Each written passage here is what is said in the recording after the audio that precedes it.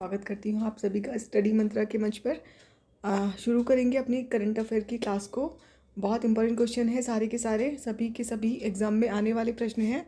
तो चलिए शुरू करते हैं अपनी इस क्लास को। और अगर आप लोगों ने चैनल सब्सक्राइब नहीं किया है तो प्लीज़ चैनल को लाइक, सब्सक्राइब और शेयर कर दें, और अपने दोस्तों के साथ भी शेयर कर दीजिए ताकि इस तरह की वीडियोज़ के नोटिफिकेशन उन लोगों के पास आते रहें। पहला प्रश्न है हमारे सामने, पश्चिमी बंगाल के राज्यपाल के रूप में किसे नियुक्त किया गया है? ऑप्शन है हमारे सामने, अरविंद कुमार शर्मा, सीवी आनंद बोस, अतानु चक्रवर्ती या फिर नृपेंद्र मिश्रा। तो इसका राइट आंसर हो जाएगा सीवी आनंद बोस जो हैं, इनको हाल ही में पश्चिम बंगाल का राज्यपाल जो है ये नियुक्त किया गया है। एक्सप्लेनेशन देखेंगे इसका। पूर्ववर्ती नौकरशाह सीवी आनंद बोस को पश्चिमी बंगाल का राज्यपाल नियुक्त किया गया है। ठीक है, नाम याद रखेंगे सीवी बोस को। और पूर्व नौकरशाह सीवी आनंद बोस केरल कैडर के 1977 के जो है ये भारतीय प्रशासनिक सेवा IAS अधिकारी हैं, और उन्होंने आखिरी बार में 2011 में सेवानिवृत्त होने से पहले राष्ट्रीय संग्रहालय में एक प्रशासक के रूप में कार्य किया था इन्होंने। अगला प्रश्न देखेंगे, थाईलैंड में आयोजित परिवार नियोजन पर अंतर्राष्ट्रीय सम्मेलन में देश श्रेणी में लीडरशिप इन फैमिली प्लानिंग जो है ये अवार्ड इनको प्राप्त करने वाला एकमात्र देश बन गया है। कौन सा देश है ये देखते हैं इसे। ऑप्शन हमारे सामने है भारत, बांग्लादेश, पाकिस्तान या फिर श्रीलंका। तो दोस्तों उसका सही उत्तर हो जाएगा भारत जो है ये ऐसा करने वाला पहला देश मतलब बन गया है। इनको देश श्रेणी में leadership in family planning award मिला है। एक्सप्लेनेशन देखेंगे इसका। थाईलैंड में आयोजित परिवार नियोजन पर अंतर्राष्ट्रीय सम्मेलन में कहाँ पर हुआ था ये? थाईलैंड में हुआ, और इसमें देश श्रेणी में Bharat leadership in family planning award प्राप्त करने वाला जो है ये एकमात्र देश बन गया है। और केंद्रीय स्वास्थ्य एवं परिवार कल्याण मंत्री डॉक्टर मनसुख वाडिया जो हैं इन्होंने परिवार नियोजन में सुधार में भारत के उल्लेखनीय प्रयासों की सराहना की, और भारत के परिवार नियोजन में सुधार के लिए महिलाओं और मातृ स्वास्थ्य पर SDG लक्ष्यों को प्राप्त करने की दिशा में किया जा रहा प्रयास जो है वो देश की प्रगति को प्रदर्शित करता है। अगला प्रश्न हमारा है, ICC men's T20 world cup 2022 player of the tournament जो है इसमें किसे चुना गया? ऑप्शन हमारे सामने हैं, विराट कोहली, सूर्य कुमार यादव, सैम करन या फिर जोस बटलर। तो उसका राइट आंसर हो जाएगा सैम करन जो है इनको T20 वर्ल्ड कप का प्लेयर ऑफ द इनको टूर्नामेंट चुना गया है। एक्सप्लेनेशन देखेंगे इसका। ICC पुरुष T20 में शानदार प्रदर्शन के लिए इंग्लैंड के सैम करन को ICC पुरुष T20 विश्व cup 2022 player of the tournament इन्हें चुना गया। करन ने इंग्लैंड को ट्रॉफी दिलाने में जो है बड़ी भूमिका निभाई थी, और इसके लिए इनको ये प्राइज़ मिला। इंग्लैंड विश्व कप जो है की पहली टीम बन गई है जो कि एक ही समय में वनडे और T20 दोनों इन्होंने जो है वर्ल्ड कप के विजेता ये रहे हैं, वनडे के भी और T20 के भी। और मेलबॉर्न में जो है ये जो आयोजन था हुआ था इस खेल का, और मतलब मेलबॉर्न में इंग्लैंड ने पाकिस्तान को हराया था, 5 विकेट से हरा करके ये खिताब इन्होंने जीता था। अगला प्रश्न देखेंगे, किस देश को संयुक्त राज्य अमेरिका ने अपनी करेंसी मॉनिटरिंग लिस्ट से हटा दिया है? तो ऑप्शंस हमारे सामने हैं, मलेशिया, जर्मनी, चीन और भारत।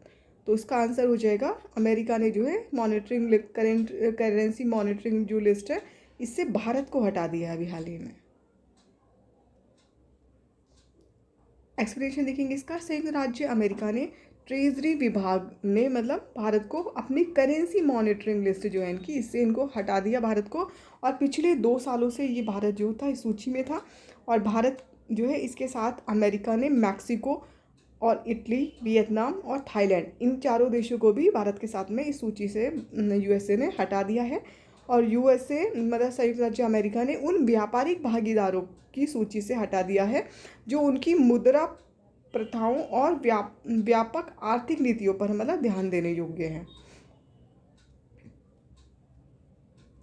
अगला प्रश्न देखेंगे, किस राज्य ने हाल ही में अनुसूचित क्षेत्रों में पंचायत विस्तार पेशा जो अधिनियम है ये इसको लागू किया है? तो कौन सा देश है ये? छत्तीसगढ़, मध्य प्रदेश, झारखंड या फिर उड़ीसा? तो दोस्तों इसका सही उत्तर हो जाएगा मध्य प्रदेश जो है, इन्होंने पेशा से अधिनियम मतलब लागू करने के लिए डिसाइड किया है। और जो पेशा है ये कब का अधिनियम है? तो ये 1996 का अधिनियम है, 1996 में लागू किया था, जो कि 10 जनजातीय क्षेत्रों के लिए मतलब 10 राज्यों के लिए किया था। 6 में है ये अभी तक, मध्य प्रदेश में, छत्तीसगढ़ में और उड़ीसा में ये नहीं था, लेकिन मध्य प्रदेश ने भी इसको मतलब लागू करने का निर्णय ले लिया है। अगला प्रश्न देखेंगे, मध्य प्रदेश सरकार ने राज्य में अनुसूचित क्षेत्रों में पंचायत विस्तार जो पेशा अधिनियम है 1996 का, इसको लागू मतलब कर दिया है। और इस अधिनियम का जो उद्देश्य है वो ग्राम सभाओं में सक्रिय भागीदारी के साथ आदिवासी आबादी को शोषण से बचाना है। और ये विशेष रूप से प्राकृतिक संसाधनों के प्रबंधन के लिए अनुसूचित क्षेत्रों में ग्राम सभाओं को विशेष अधिकार भी देता है। अगला प्रश्न है, भारतीय सेना ने पहली महिला स्काई डाइवर कौन बनी है? भारतीय सेना की पहली महिला स्काई डाइवर जो है ये कौन बनी है? तो ऑप्शन हमारे सामने है, अभिलाषा बराक, आरती सरीन, राजश्री रामसेतु या फिर लॉन्स नायक मंजू। तो ये जो लॉन्स नायक मंजू हैं ये भारतीय सेना की पहली महिला स्काई डाइवर जो बन गई हैं। और ये बहुत इंपॉर्टेंट प्रश्न है, डेफिनेटली एग्जाम में आएगा ये। आगे देखते हैं, उन्नत हेलीकॉप्टर जो है ये, इससे 10,000 फीट की ऊंचाई से छलांग लगाने के बाद लॉन्स नायक मंजू जो है ये, इनको भारतीय सेना की पहली महिला स्काई डाइवर ये बन गई हैं। और ध्रुव लॉन्स नायक मंजू जो है ये सैन्य पुलिस कोर में मतलब ये जो है ध्रुव में वो है, ध्रुव जो कोर है उसमें तैनात है। और इनके लिए भारतीय सेना के एडवेंचर विंग की स्काई डाइविंग ट्रेनिंग टीम ने इनको प्रशिक्षित किया था। अगला प्रश्न है, नीति आयोग का पूर्णकालिक सदस्य किसे नियुक्त किया गया है? ऑप्शन हमारे सामने हैं, एन.के. सिंह, विशाल नारायण, अरविंद विरमानी या फिर दुवुरी सुब्बाराव।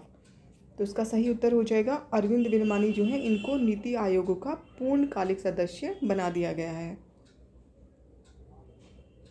एक्सप्लेनेशन देखेंगे इसका, भारत सरकार ने अरविंद विरमानी को नीति आयोग का पूर्णकालिक सदस्य बना दिया है। और विरमानी ने जो है वित्त मंत्रालय 2007 से 9 तक ये जो है ये मुख्य आर्थिक सलाहकार के रूप में कार्य किया है इन्होंने।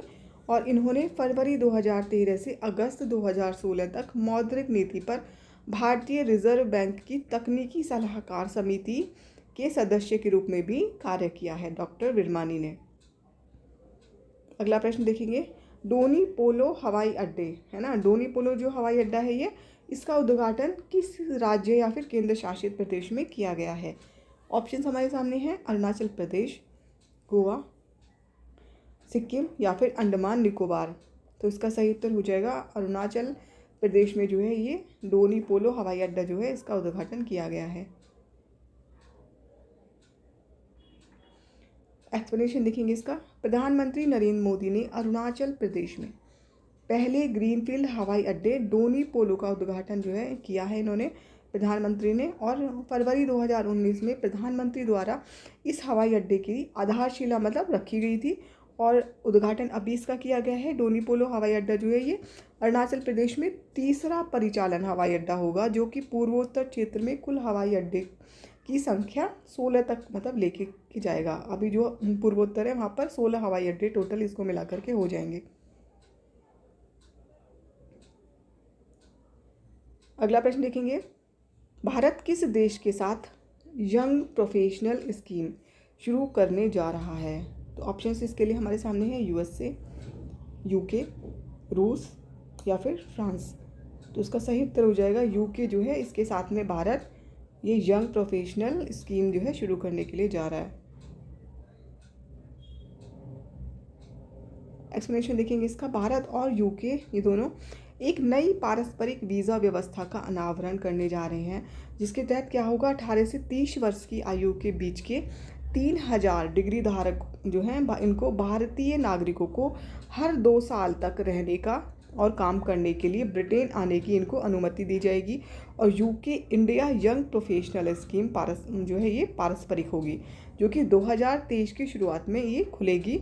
और इसे बाली में जो अभी G20 शिखर सम्मेलन आयोजित किया गया था, इस मौके पर प्रधानमंत्री नरेंद्र मोदी और उनके समकक्ष जो हैं ऋषि सुनक, इनके बीच में पहली द्विपक्षीय बैठक के दौरान में लॉन्च किया गया। और भारत जो है इस तरह की योजना से लाभान्वित होने वाला जो है पहला देश होगा। तो बहुत इंपॉर्टेंट हो जाता है, ये भी इंपॉर्टेंट क्वेश्चन है, ध्यान दीजिएगा इस चीज़ को। अगला प्रश्न है कि किस संस्थान ने डिजिटल शक्ति 4.0 अभियान लॉन्च किया है? तो किसने लॉन्च किया है? ये ऑप्शन हमारे सामने है। राष्ट्रीय महिला आयोग, नीति आयोग, मानव संसाधन विकास मंत्रालय या फिर बाल विकास आयोग। तो इसका सही उत्तर क्या हो जाएगा? राष्ट्रीय महिला आयोग जो है इन्होंने डिजिटल शक्ति अभियान 4.0 जो है ये लॉन्च किया है। इंपॉर्टेंट हो जाता है, इस तरह के प्रश्न भी पूछे जाते हैं एग्जाम में। तो इसका एक्सप्लेनेशन देखेंगे। राष्ट्रीय महिला आयोग ने महिलाओं को किसी भी अवैध या अनुचित ऑनलाइन गतिविधि के खिलाफ खड़े होने के लिए जागरूक करने के लिए जो है ये डिजिटल शक्ति अभियान का चौथा चरण लॉन्च किया। और यह साइबर स्पेस में महिलाओं को डिजिटल रूप से सशक्त और कुशल बनाने के लिए एक अखिल भारतीय परियोजना है। साइबर पीस फाउंडेशन और मेटा के सहयोग से 2018 में डिजिटल शक्ति अभियान जो था ये शुरू किया गया था। और इस कार्यक्रम का जो तीसरा चरण था वो 2021 में शुरू हुआ था। और अब इसका चौथा चरण मतलब कि जो है डिजिटल शक्ति अभियान 4.0 जो है अभी लॉन्च किया गया। तो ध्यान रखिएगा इस चीज़ को भी, बहुत इंपॉर्टेंट है ये भी। तो हमारी ये क्विज़ ख़त्म हुई। Thank you so much. और अगर आपको मेरा प्रोग्राम अच्छा लगता है तो प्लीज़ चैनल को लाइक, सब्सक्राइब और शेयर कीजिए, अपने दोस्तों के साथ भी शेयर कीजिए। Thank you.